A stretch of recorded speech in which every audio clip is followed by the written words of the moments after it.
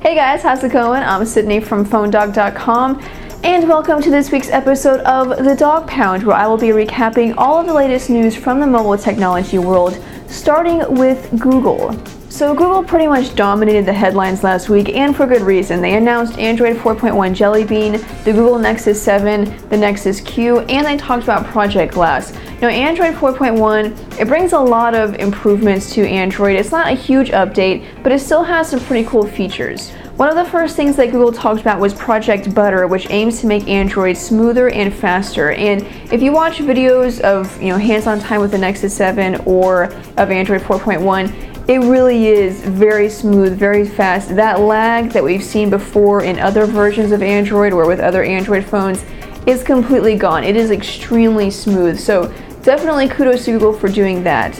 There's also some improvements to the camera and the notification panel. So now similar items are grouped together, but you can expand them to see more details about that notification, or if it's something like a message or an email, you'll be able to see the first few sentences of the message, and you can even interact with the notification. So if it was a missed call, you can select it and either call the person back or send them a message all right there from the notification panel.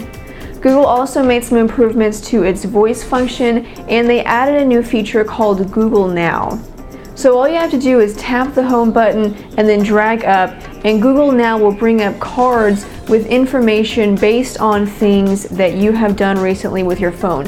For example, Google Now can read your calendar and see if you have any appointments, and then when you bring up Google Now, it'll show you information on the location, like the weather.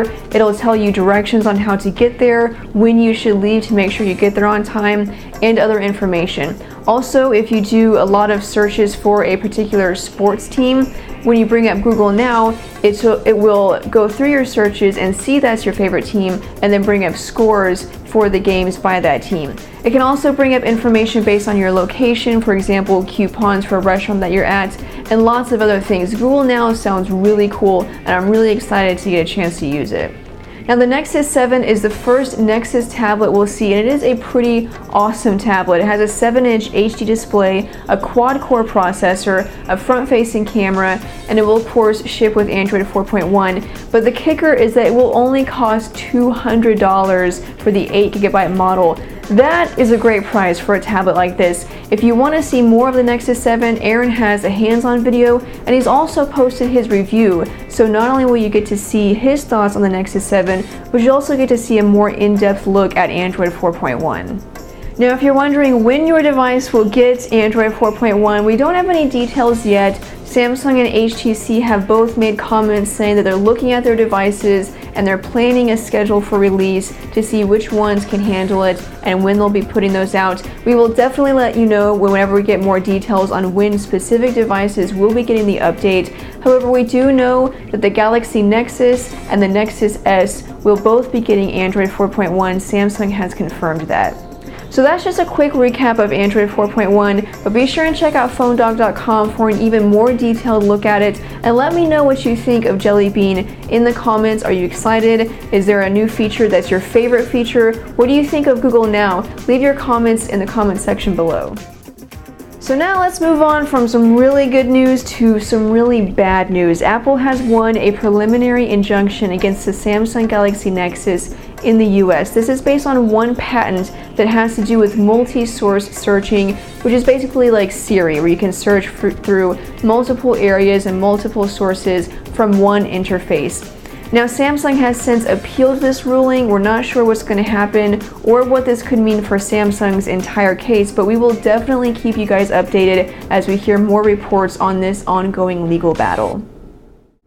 If you're on T-Mobile and you have been anxiously awaiting the arrival of the Galaxy Note, then you may have to wait a little bit longer. We originally thought that it would be launching on July 11th, but recently some documents were leaked to T-Mo News that show that it could be delayed until August 8th, which is a little more than a month away. So it's a little bit longer to wait, but at least we have a release date and we know that it is coming. So keep on PhoneDog. We'll let you know if anything changes with that.